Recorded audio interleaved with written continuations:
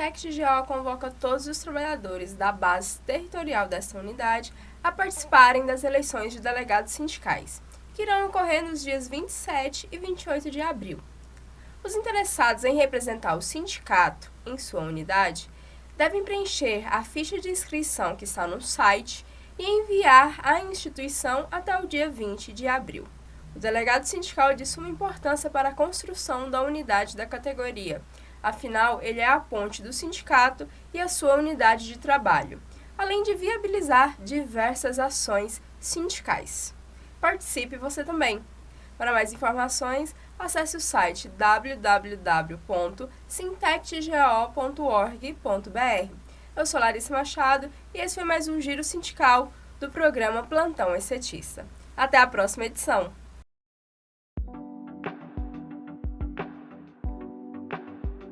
Estamos começando mais um bate-papo jurídico e eu estou aqui com a doutora Gisele e queria que a senhora explicasse para a gente o que é a ação do carteiro motorizado, doutora. Ah, sim. Então, você se recorda que vocês como carteiro, você também, né? Tem a ADC, um adicional de atividade que está previsto no PCCS 2008 e equivale a 30% do seu salário base. Ele é pago independentemente do instrumento utilizado na distribuição, para o carteiro no carro, na moto, a pé, de bicicleta. Em novembro de 2014, o Correio deveria ter iniciado o pagamento acumulado com o ADC do adicional de periculosidade para o carteiro que utiliza a moto para fazer entrega, em razão de uma legislação daquele ano que alterou a NR e alterou a CLT. Mas o Correio entendeu naquela época que o ADC já supria o adicional de periculosidade da moto. Então o que o Correio passou a fazer para o carteiro que utilizava a moto? Lançava as duas rúbricas lá no início do contra-cheque e descontava o ADC no final do contra-cheque. Isso gerou, claro, demanda no Brasil todo. Todos os sindicatos demandaram. Alguns fizeram individuais, outros fizeram individuais plúribas, que é aquela demanda que tem 10 pessoas no mesmo processo, e outros fizeram ação coletiva. Na época, a diretoria sindical, reunido conosco, entendeu que a gente não devia fazer a coletiva porque era um tema novo que a gente estava levando para o judiciário. Quando você faz a coletiva, se você ganha, ótimo, mas se você perde, perde para todo mundo. Além do que, a coletiva não permite você renovar o debate. A individual e individual plúriba, você leva uma quantidade grande de demanda no tribunal, de repente pode até não começar sendo deferido, mas eles vão avaliando o tema, vão avaliando a discussão e talvez até comecem a deferir. Então nós optamos em fazer individual e individual plúriba. E tivemos ganho, são cerca de 400 trabalhadores que têm demandas individuais e individuais plúribas.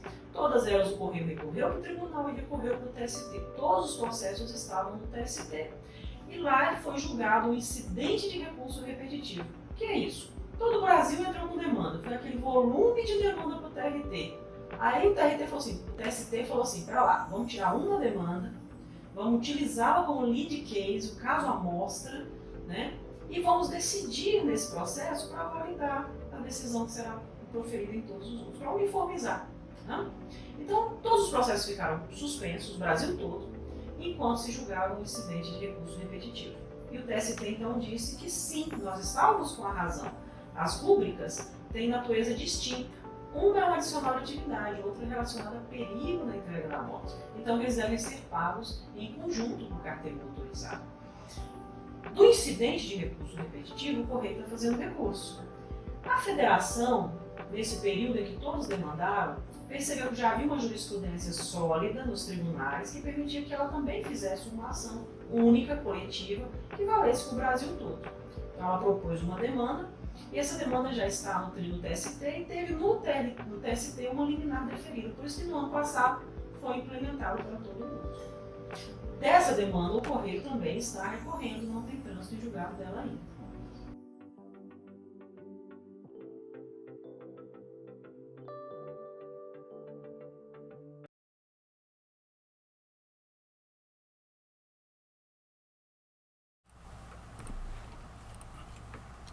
Olá, bom dia, eu sou Larissa Machado e começamos agora mais uma edição do quadro Classe Trabalhadora em Debate. E hoje recebemos aqui o Dom Orvandil, que é professor universitário de Filosofia e de Ciências Humanas. Na última semana, o G1 publicou uma matéria informando que a cidade de São Paulo tem mais de 52 mil moradores de rua. Né? É um número tão alto que acaba, né, assustando a maioria das pessoas. E eu queria já começando, né, pedindo que o senhor Dom Orvandil, que tem atuado muito em temas como educação, transformação social, falasse por que esse número é tão alto hoje em dia. Saudações, primeiramente, à nossa querida jornalista Larissa e a vocês todos, a vocês todas. Olha, primeiro o que é preciso identificar neste número é o escândalo que ele representa. Num país com tanta água, com tanta produção de alimentos para exportação, terras, riquezas, termos tantas pessoas, milhares de pessoas, que representam muitas cidades de pequeno porte em nosso país, é realmente escandaloso. Não dá para conhecermos estes números, essa situação, de forma a acharmos que isto é normal. Isto é absolutamente escandaloso, é vergonhoso para o país. Essa é a primeira coisa que precisamos identificar. A segunda coisa, diante de um impacto tão grande que isso causa no nosso espírito, na nossa consciência, é a causa desse problema. Esse número de pessoas morando nas ruas, principalmente, e é bom que notemos isto, principalmente em São Paulo, mas também em outras cidades, notadamente capitais do nosso país, tem causa. E a causa, começando por São Paulo, é o capitalismo, que privilegia os lucros, que privilegia a composição do capital como coisa principal, como valor absoluto acima das vidas das pessoas. Não sei se eu continuo, Larissa, mas então, identificar as causas. Porque num país um país majoritariamente religioso, muitas pessoas pensam que isso é da vontade de Deus, que afinal foi Deus que nos fez assim, é Deus que destinou muitos para a pobreza e poucos para a riqueza. E até há uma teologia que se refere a isso, a teologia da predestinação, né? Que Deus destinou poucos para a riqueza e a maioria para a pobreza. E se alguém que é rico quer ajudar quem é pobre, ou faça para louvar a Deus, mas não ajude demais para não atrapalhar o plano de Deus. É uma coisa absurda. É como se fosse vontade de Deus e não pura estrutura humana, puro modelo humano, pura opção modelar de economia adotada no país. Certo. Então, aí a gente pode destacar, muito se fala da desigualdade social e do desemprego, né? Para esse aumento do número de pessoas que moram na rua. Mas tem outras coisas também, né? Como o senhor próprio já citou aí, o capitalismo, né? Exato. É preciso perceber esse escândalo no aumento das populações em condições de rua com o que ocorre no mundo todo. Vejamos o fenômeno dos refugiados que saem das suas pátrias, seus países, das suas cidades demolidas pelas guerras, com seus familiares mortos, genocidados pelo imperialismo internacional, que não é outra coisa senão exatamente o capitalismo em proporção planetária. Então, dessa forma, o capitalismo se estrutura encaminhando a sua atividade para a guerra, para a matança, e com isso desaloja milhares e milhões de pessoas que se voltam hoje para as cabeças dos países, das nações mais ricas, dos países mais ricos, que são os responsáveis pela situação deles. Então, é o capitalismo o grande responsável. E até o ano passado, nós tínhamos não somente o capitalismo, mas o ultraliberalismo, né, extremo liberalismo com a junção fascista, sob o governo de Jair Bolsonaro. Ninguém aqui fala da pessoa Jair Bolsonaro, que nem precisa falar, ele mesmo fala mal contra ele. Né? Mas o modelo adotado, que é um escândalo de perseguição. O que ele fez na Amazônia, o que ele faz na Amazônia. No meu programa de hoje, no canal Cartas Proféticas, no chimarrão.com, Dom Orvandil, eu menciono exatamente o problema que há na Amazônia. Então esse problema não é só situado em São Paulo. São Paulo é a capital da economia no país. Portanto, é a concentração do poder econômico, e o poder econômico capitalista. É lá que existe a Rua Faria Lima, é lá que existe a concentração dos bancos do Brasil, da indústria nacional. E é lá, portanto, que é muito maior essa desumanidade. Porque isso é uma desumanidade. Isso desencadeia uma série de outros problemas que se desdobram em consumo de drogas, em violência nas ruas, em polícia que faz articulação com os traficantes para ganhar mais, enfim. É uma série de problemas em cadeia, mas quem está por trás disso tudo é o Deus capitalismo. Certo. E até o senhor falou um pouco aí das guerras, e se a gente for pensar, as guerras que existem hoje em dia são todas territoriais, né? Tudo por conta de território. A Rússia com a Ucrânia, porque a Rússia quer tal território. Se a gente for lá, né, no Oriente Médio, né, na Líbia, na Síria, naqueles lugares, as guerras também são territoriais, né? Exato, mas quem está por detrás disso são sempre os Estados Unidos.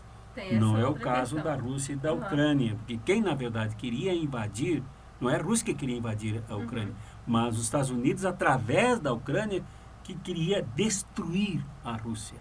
Né? Começou com um golpe em 2014, cresceu esse golpe, botaram esse fantoche lá do imperialismo, o Vladimir Zelensky, para presidir o país, que é um humorista, é um palhaço, né? Ele não tem credencial. Agora os Estados Unidos já deixaram escapar as espionagens que fazem contra ele mesmo, contra o Vladimir Zelensky. Estão descobrindo as barbaridades que esse sistema implantado na Ucrânia faz, tudo exatamente para invadir territórios da Rússia e maltratar os povos, quando eu digo povos aqui é no plural mesmo, né, russos que moram na Ucrânia. Né? Mas na Síria é a mesma coisa, no Iraque destruíram o Iraque, que dava exemplo de riqueza socialista distribuída, com o maior índice mundial de doutores e pós-doutores no mundo.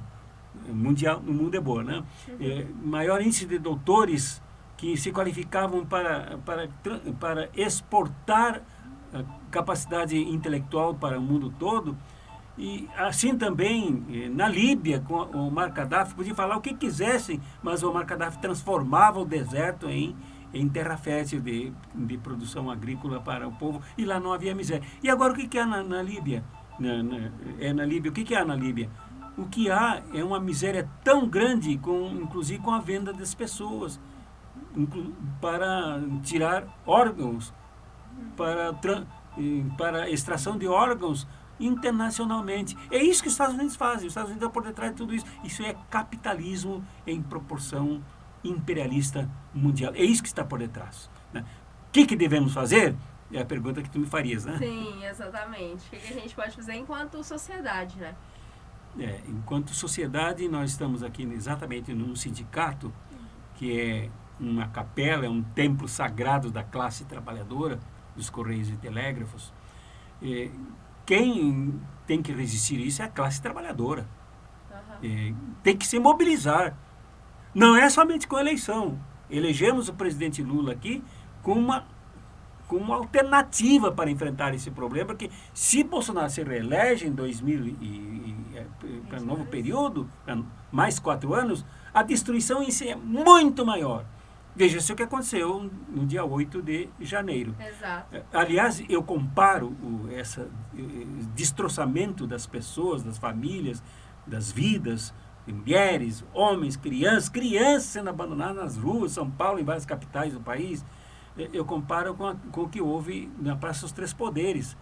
Da mesma forma como o governo agiu rápido para recuperar os três poderes e os seus símbolos danificados, é preciso também agora uma mobilização popular, porque o governo não tem forças para agir sozinho. É preciso que o povo reaja, que o povo se mobilize. É preciso uma agenda de lutas agora de enfrentamento do problema capitalista, porque ele é absolutamente perverso, cruel, desumano e nas negociações que ele faz com a classe trabalhadora, com o povo, sempre são visando as vantagens dos capitalistas e nunca dos direitos dos trabalhadores e trabalhadoras. A mobilização é o nome da dinâmica que devemos vivenciar agora.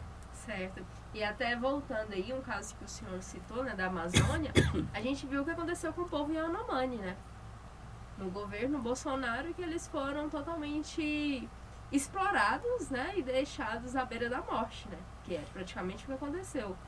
Na beira da morte pela fome, né? Sim, pela É fome. impressionante isso. Os irmãos Yanomami morrendo de fome em rios bem recentemente ricos de alimentos, de peixes, de todo tipo de peixe. Era só ir ali e pegar quase com as mãos, né? Tudo envenenado. Não tinha mais como preservar a saúde dos povos Yanomamis e envenenados e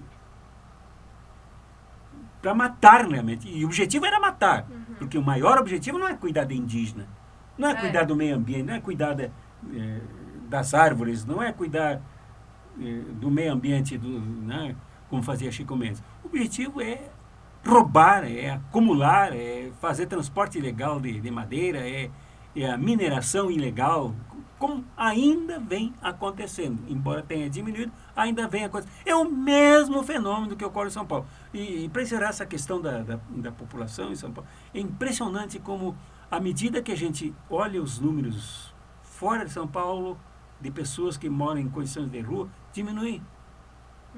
São Paulo, capital brasileira do capitalismo, tem um número gigantesco de pessoas abandonadas nas ruas. À medida que vai se afastando de São Paulo, se percebe uma diminuição dos números. Por que isso? Porque o capitalismo é menos voraz em outros lugares, como por exemplo no Nordeste, e porque as pessoas ainda preservam mais a solidariedade, a fraternidade, né? O estender as mãos uns para os outros, e impedem essas desgraças que acontecem em São Paulo. E só para finalizar então, doutor Vandil, o que seria uma solução assim para minimizar essa quantidade de pessoas na rua? Por exemplo, aqui em Goiânia mesmo, seria criação de abrigos, seria instituição de políticas públicas? O que a gente poderia fazer? Por exemplo, os governos poderiam fazer para diminuir essa quantidade de pessoas?